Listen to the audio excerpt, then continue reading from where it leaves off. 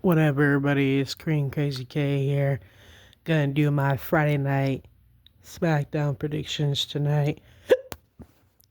We're live and running around tonight. So, with that being said, live and running around taking on Friday night SmackDown. My predictions for tonight, I said a little bit of things throughout Raw and SmackDown possibilities that could happen as these Raw and SmackDown videos. Raw and SmackDown predictions only have a few more weeks before we head to Clash of Paris.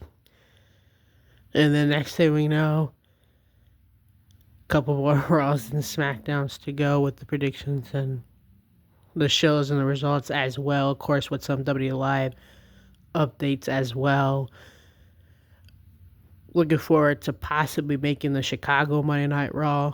We'll see what happens, along with Survivor Series, which I will be at the Survivor Series one. And then obviously closing in as Perth, Australia in October as well is also coming up. Mommy's hometown. Along with Survivor Series, and after that, Fall Thanksgiving, which I will be at that one live taking photos and videos. So have a look out for that and check out my other famous people in me playlist to check out. Raw, SmackDown, W Live, NXT, all that stuff. Live events before the you see the Survivor Series live events in November for that. And obviously closing out the Christmas before we head to January.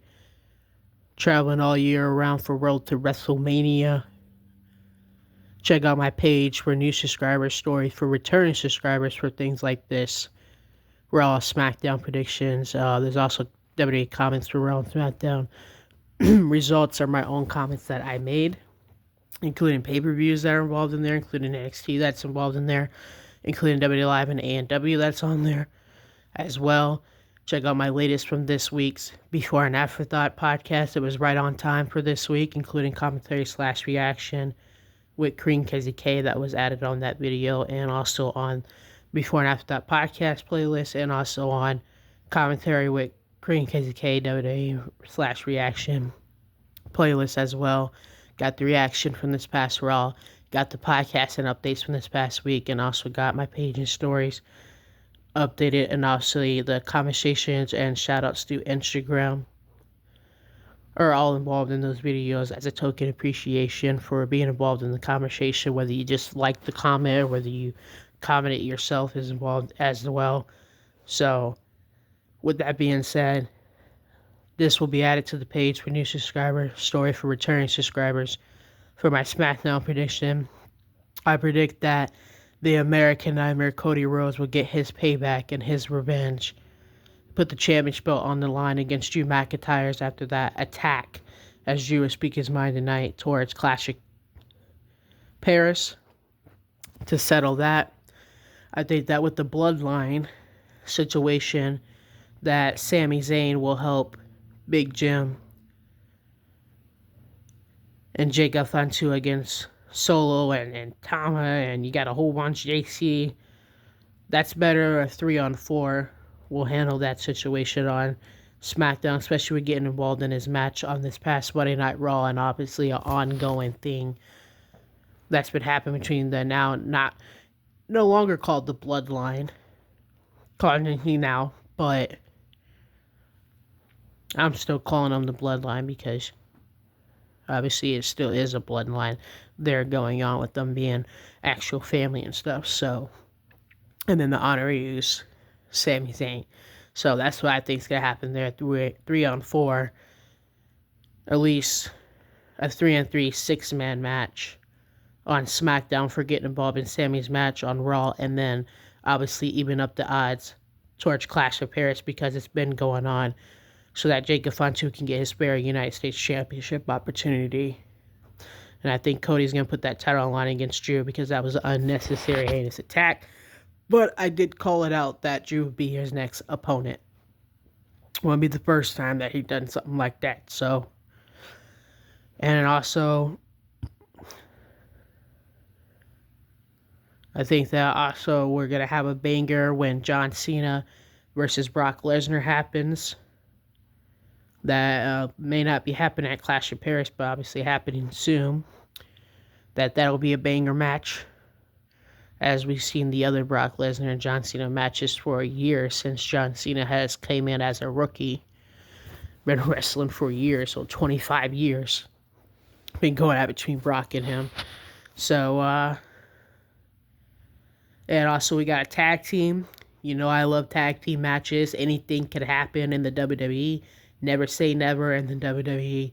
Got a tag team going on here. I think the Street Profits will win their tag team further and closer, actually closer to possibly getting a singles tag team championship opportunity after that hell of a TLC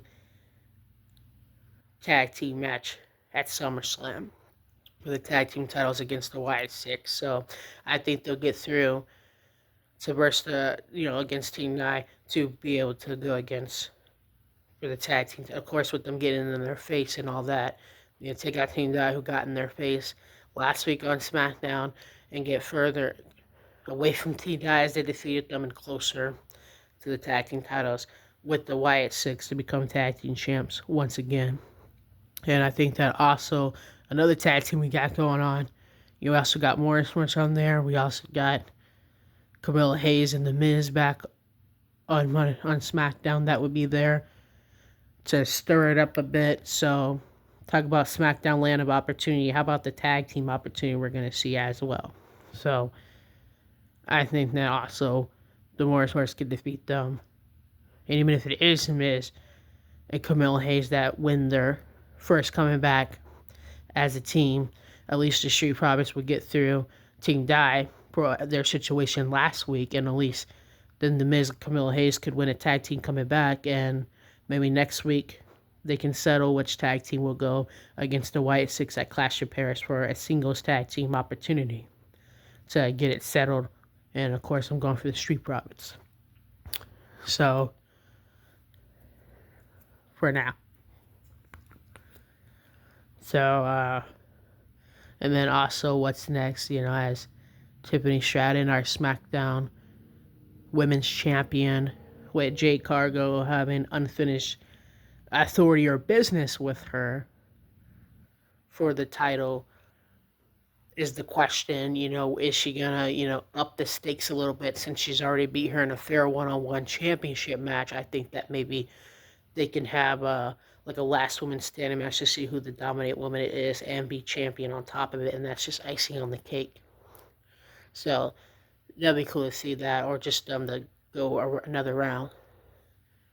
And also, one half of our tag team women's champion, I think Alexa Bliss, will pick up her singles action victory, of course, with Charlotte Flair. Them as a tag team, it's funny seeing them argue and go back and forth over the years, and now they're a tag team and tag team champions.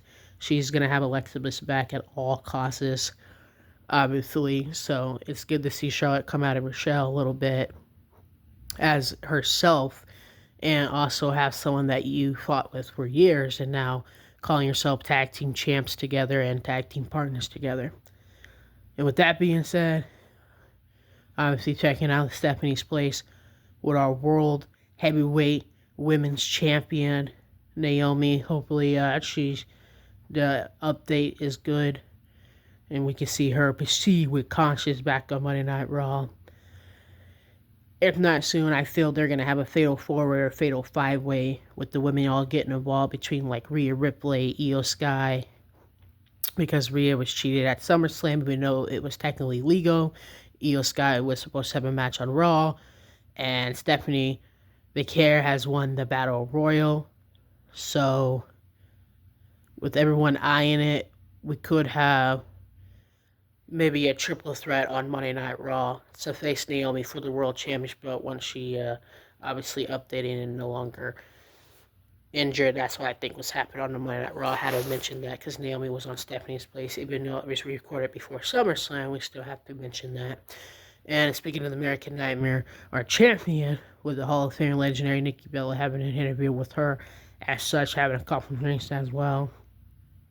I think that he will remain as champion and get his revenge, maybe even a brawl fight, not even let Drew get even some words out tonight to build up to that championship match, because that was just an unnecessary attack. So, and unhinged. So, and also John Cena with our exclusive interviews as his situation with him and Brock over the years. You go back and watch him and Brock Lesnar. I'm probably going to do a marathon of him and Brock Lesnar today just to refresh my own memory, even though I've seen every single one of it since day one. It's been over 25 years, so including this year, so 25 and a half now. Between Brock and John Cena. I still think him and Randy Orton has the best rivals, though. And I see Mommy Rhea Ripley have an exclusive interview about her personally into the wrestling business. That Mommy's always on top with or without a championship belt. Those of you who think she's thinning or talk about favorite superstars, I talk about the best dominant superstars in the women's division. Having that interview of her and the wrestling, building herself to their Mommy is always on top at all costs.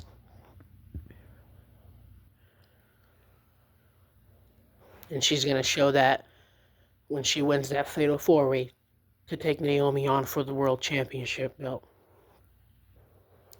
who was on Stephanie's place. And I think that's the best way to settle that on Raw. Maybe even do it at Clash at Castle. Have the Fatal 4-Way, whoever wins, the triple threat or Fatal 4-Way, depending.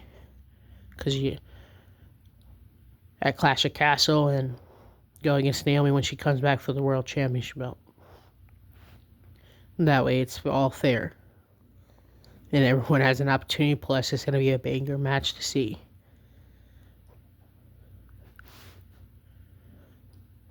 And seeing Cody as your champion, him and Drew go back at it once again. I mean, that's the best we got right now. And it sounds good to me, especially with an unhinged Drew and a very focused champion like Cody Rhodes, who's obviously not going to be too happy about that attack, and he earned that title, and he needs to prove why he earned it and why he deserves to be as such, and not let people like Drew try to push him off his wagon to take that from him, because that's exactly what Drew wants. He wants that title. So he wants a title opportunity. So with that being said,